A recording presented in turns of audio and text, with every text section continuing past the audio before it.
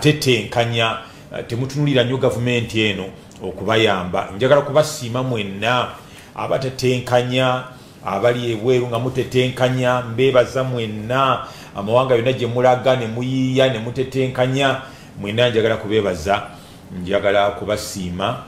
Mukama Katonda yeebale okubakuuma. Okay, President oli bulungi? Mukama kyangu. Ensi ogiraba otya?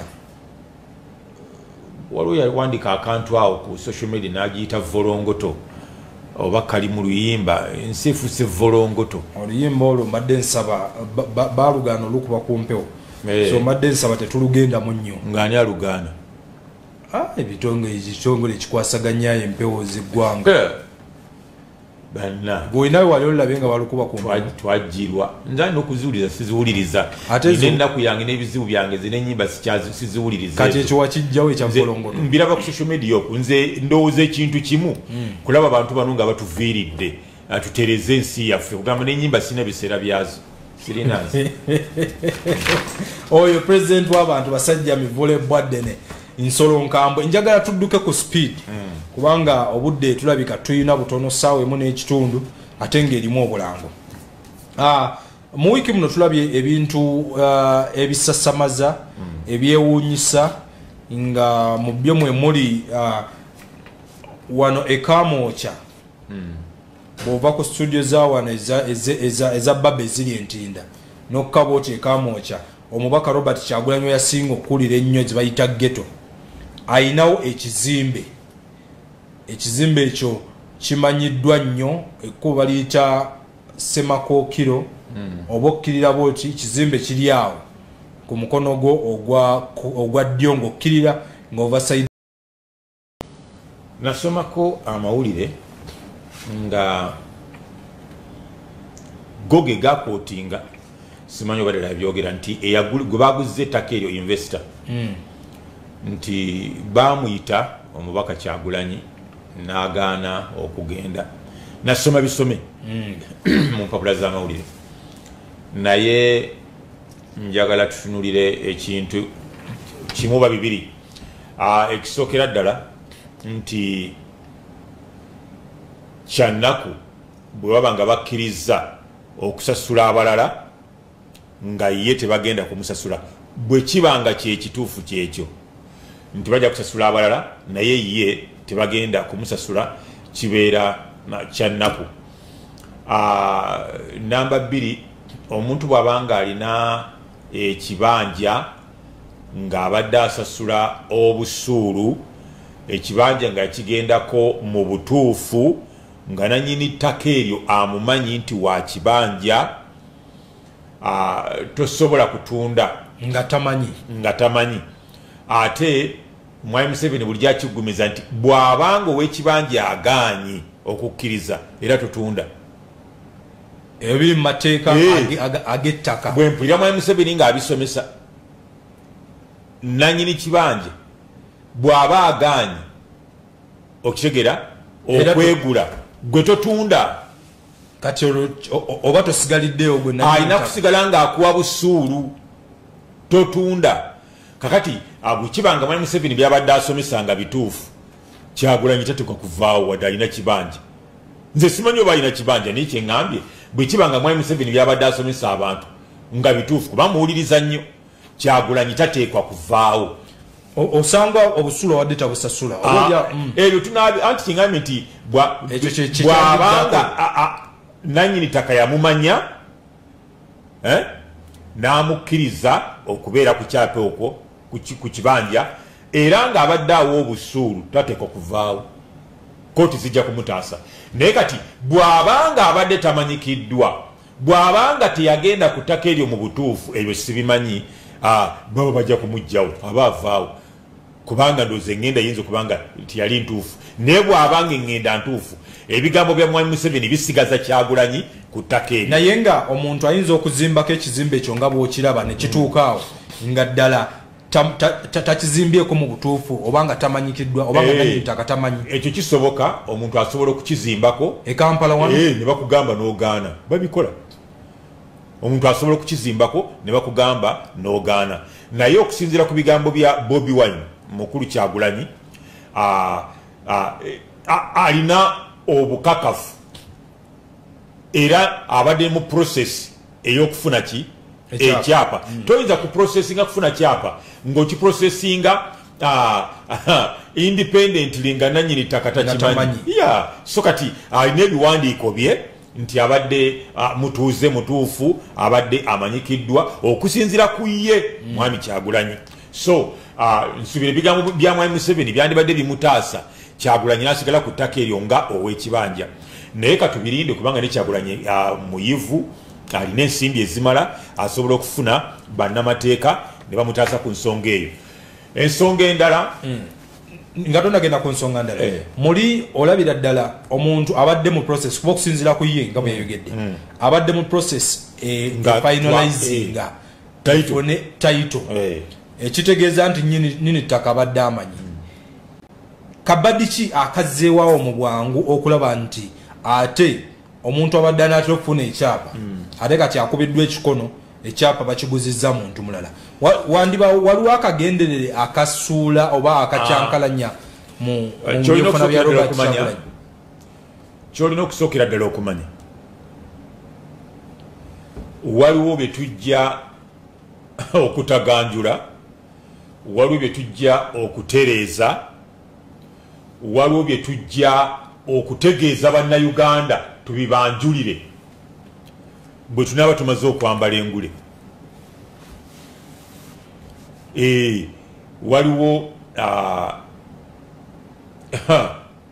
Katonda yani tuyambye tebatuka kubeera waafa kati abantu bagumiikirize kuba waliwo ebintu ebimu kankubulire kino abasinga birondo bigambo bizito nnyo abasinga okugula amataka mugenda kwewunya nga tutuse mu maaso ga Katonda abasinga sente babbanzibe. Ebigambo ebyo bigambo byange byabasajja mivule bwadde n'ensolo nkambwe abagula amataka mu billions abasinga sente nzibe za muwi wa musolo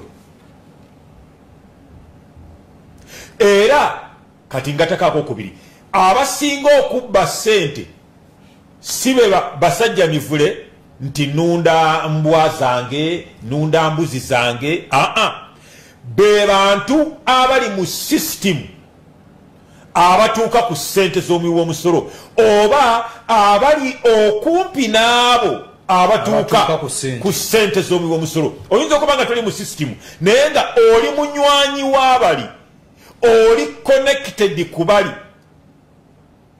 Ngende deeper genda maaso kangende deeper.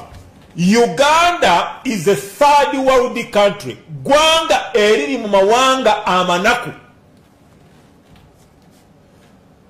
Minister okugula ettaka n'azimba ekizimbe kya buwumbi 8 billion 15 abazijeewa.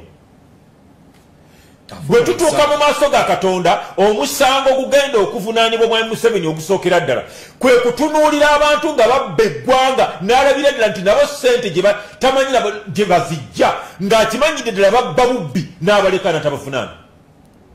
Abantu abasinga abagobaganya abantu ku mataka bali mu system, abalala bali connected. Bwe ngamba nti bali mu system bali mu gavumenti. Abokubiri mikwano ba Luganda bako ba mikwano n'abo abali mu gavumenti. Sente bwe ziva mu mikono gy'abali abali mu gavumenti ne bazikweka mu bano ab'emikwano n'abo Luganda ne bagula amataka. Abantu abasobola okugula ekamwokya bateekwa okuba nga bali mu system oba nga mikwano gy'abo bali mu system tebasobola butawala na Kyagulanyi Bobi Wine. Kubanga wano Munnayuganda alaba wayagala okwebuuliza of all places ekifo kibaddewo Robert Kyagulanyi Mbako ekyaddono abaddewo ng'era buli muntu akiraba nga abadde tannayingira na byabufuzi nga weekiri, but oli yeebuuza why at this time lwaki mu kaseera kaneeno era kwegamba webamusendere baagala okumuggyako ekintu kye. Njagala osoke omuntu yenna abuusabuusa byenjogera sikunenya weetaaga kujja mu basajja mu University nkusomese.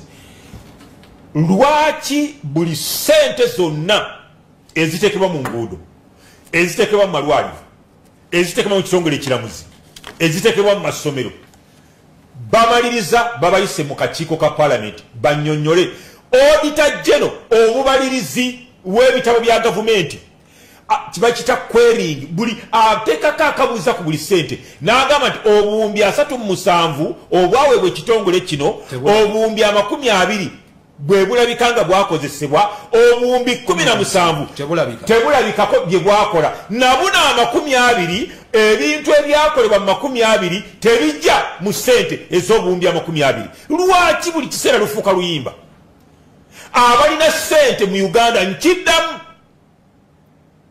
nkiddamu bwe tulituka mu maaso ga Katonda mugenda kwewuunya nnyo ku buli bantu 100 abagula amataka kuliko abantu 10 bokka abali mu luse nga bamulwana abaafa abazikoze obukozi 9 babbi tereza kamera nkiziremu nkigumize ku buli bantu 10 abagula amataka mu Uganda nga bagaguliramu biliyoni ne biliyoni za sente kubanga Uganda gwanga lyavu temuteekwa okubeeramu omuntu alina buwumbi okola ki ozijjawa bikiri mukola bitusobola kukola bantu basevinga abantu bakola business kugambye tetwalaba wano ku ttaka lya UBC batugamba omukyala yatunda mbuzi yatunda biki nkugambye Uganda but we are so what soko gamba Uganda bwetu tosobola mu nsi ennaku bweti Uganda nsi nnaku kankuwa ekigambo kino President wa Kenya Uhuru Kenyatta yabadde basoma bajeti ye n'atuduulira n'agamba nti ffeffekka mu Kenya ffe tusobodde okuwanirira bajeti y'eggwanga 100 ku 100 natidde nenkwata ku mutwe gwenti nawulidde Kenyatta ng'ayogera ebigambo naga nti bajeti yaffe mu East Africa ffe bannakenya ffeffekka ffe tusobola okuyimirizaawo bajeti y'eggwanga nga ssente zaffe teri atuyambyeko n'atandika okumenya n'agamba nti Tanzania tekiriyo Rwanda tekiriyo Uganda yabadde yakusatu nagati Uganda tebakisobola basabiriza tubeera mu kwewola President wa Kenya bwati byatuduulidde Uganda njavu nnyo fatuli barisacha ndika kensa mbabuulira oba munkwata Uganda tuli baavu nnyo tewatika kubeerawo minister azimba nyumba yabu oba flat oba hostel ya buwumbi 13 tekisoboka wano wenjagala actually okubuuliza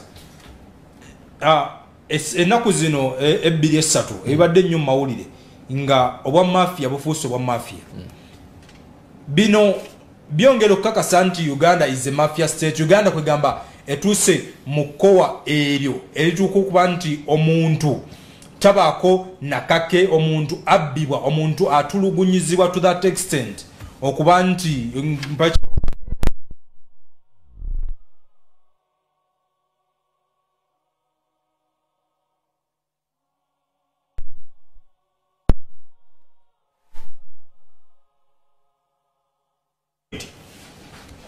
Yesu yagamba nti buli anangoberera ajja kuyigganyizibwanga. If you follow me, ye shall be persecuted. Kakati mu Uganda kyogerebwa bwe kiti, if you don't support Mr. Museveni, ye shall be persecuted. Mu Bible kiri nti if you support Jesus, ojja kuyigganyizibwa. Bw'onoogobereranga Yesu ojja kuyigganyizibwanga. Mu Uganda kiri nti bw'otoogobererenga mwami Museveni ojja kuyigganyizibwanga. Kakati mbadde nkugamba nti bwe kibanga bagambye okusasula abalala nti naye Bobi Wine tebagenda musasula jukira abalina sente ennyingi ezisobola okugula ekifo mu Kamwokya bateekwa kubanga bali connected ku system. Ali connected ku system ateekwa okuwala na Bobi Wine ateekwa ono bagamba investor tetunamanya ba investor mu tewali investor nkugambye ne boba kankusomesa oyinza katoto bimanyi ne boba ng'oli investor musiga nsimbi nga toli muna Uganda nga wava bweru oyita mu State House tereza kamera yo nze nkiddemu kubanga ni bwino mulina tewali investor mu Uganda asiga nsigo mu Uganda nga teyasookera mu State House. Ekyo kituufu. Kati okwagala okusanyusa Mwami Museveni yakukoneramu n'akwetaka ery'obwerere n'akugamba nti emisolo emyaka 10 tojja kusasula zimba factory otunde emyaka 10 toba musolo oteeka okuyiganya ba Bobi Wine osanyuse Mwami Museveni eyakuwa ettaka ery'obwerere. But tugenda kutuuka ng'eggwanga bw'oyogera ku ekyo President wa Kenya kyayogedde nti bebokka basobola okufacilitatinga budget yaabwe 10 ku kinne waakyo. Ife Uganda nga tukyatambulira mu mbeera eyo Mwami Museveni akuwadde investor akuwadde tojja sasula misolo okumala ebbanga naye nga tusigala tukyewola eggwanga terigenda kwongera kunyikirira ddala mu ddubi kusigala nga ddala amabanja gatuuke ne mbulago tuuke n'eggwanga litunda. Omusajja omu yayimba nti ani agula ensi kuba tujja ebimu tugenda otutuukako ebimu kubituleekaanya ne tugamba abantu nti tukyuse obukulembeze byebyo tetulina gye tulaga abantu abamu babibwa ettaka lya bwereere tetulina gye tulaga tetulina ddagala abantu abamu bagamba emisolo temusasula okutegeera so lumu nali ku TVM nemenya lisiti ya amakampuni agatawa misolo okiraba so Bobi Wine ne banno abakufaanana mbategeeza nti if you oppose Mr. Museveni he shall be persecuted. Bajja kuyiganya ekyo kiyinza okubanga nakyo kyekyo kubanga abalina sente abasobola okugula ekifo ekinene ng'ekyekamwokya ne mugula Kamwokya kibuga naawe toyinza okubona biliyoni zezo tewa musaaga n'okusaaga tosobola kuba na biliyoni za sente kati mu ggwanga wano nga towagira regimu eno tewabawo n'abalimba mutegeeze ensi basajja mivule bwaddene nsolonkambwe professor lecturer founder vice chancellor basajja mivule university agambye tokyasobola kuba na biliyoni za sente mu Uganda nga towagira Mwami Museveni. Oyina akantu koyogedde awo n'ogamba nti bano abantu abagula ebizimbe aba bagula amataka in billions of money bali connected.